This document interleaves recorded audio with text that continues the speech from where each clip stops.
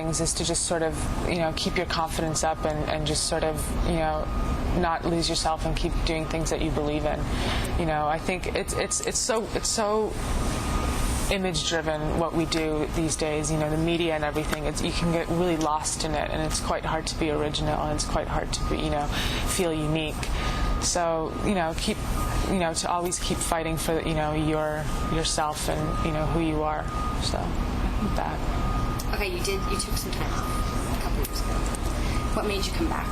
What made me come back? I never really went away for that long. It's not like I had a comeback or anything. I'm just got a couple more years for that. Here's a question.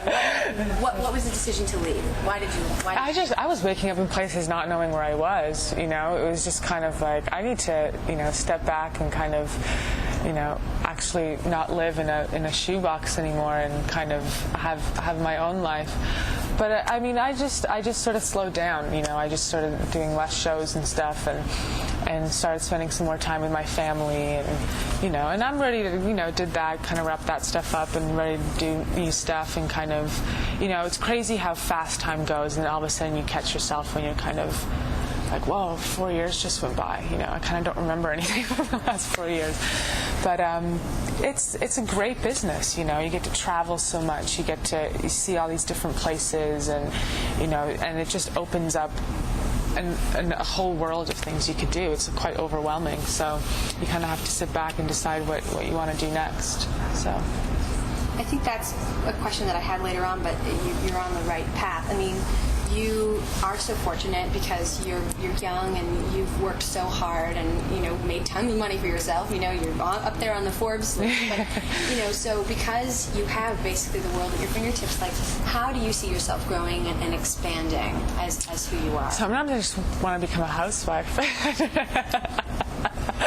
It's like, this is all great, but it's a lot of work, and I just want to have babies and make dinner every night. No, it's weird because it's funny when it sucks having no options, and it sucks having too many. It's overwhelming, and at such a young age, it's hard to know what you want to do. You feel like everything's kind of forever. So to decide what you want to do next is hard, but I guess the greatest thing is that you can try different things. So I don't know. I'm just going to take it, see what happens. And kind of, this whole project with Brazil happened really organically and sort of came up. So that was great. I was working on that, and, things seem to keep coming up and changing. So just kind of keep going with the flow, I guess. And you'll be busy with this project for the next year. Yeah. And the basis of this project is something that I would love to, maybe translate into different places in the world. Maybe do something in Canada or do something in New York. And, it's a concept that you could really take anywhere in the world because poverty kind of exists everywhere. So, and there's never too much art. So, if you were to stop modeling tomorrow. Okay. Yay, no. What would be the first thing? No, you got to cut that part out. Oh, God, if I were to stop modeling tomorrow, what would I do? I don't know. I still do everything I want to do. So as a career path, I'd probably go back to school, I guess. I don't know, maybe start a band or, I don't know, something. I'd find something to do. But school would be kind of cool. I kind of missed out on that whole college thing. I definitely went through it in my own ways, but was never in a frat or anything. So, I don't know, maybe go back to school or something. I don't know. And I also know you're an artist. Are you a painter? I do some painting. I've been doing some sculptures. I do a lot of black ink drawings and stuff. Is that with sort of like doing that more and opening a gallery? I read that you drew that. Yeah, I would definitely. I think one thing I would definitely get more involved in the art world. There's just so much stuff to keep up with. There's so many new artists and so many. It's really hard to keep up with. So I definitely would be interested in that. Whether I have the balls to show my own work, that's a whole other story. But maybe one day that could happen. I don't know. We'll see. Okay, and I guess the last sort of question is, here you are, like, you have done so much, and you now have created your own makeup line. and you started, you were a kid, you know, and the world's watched you grow up.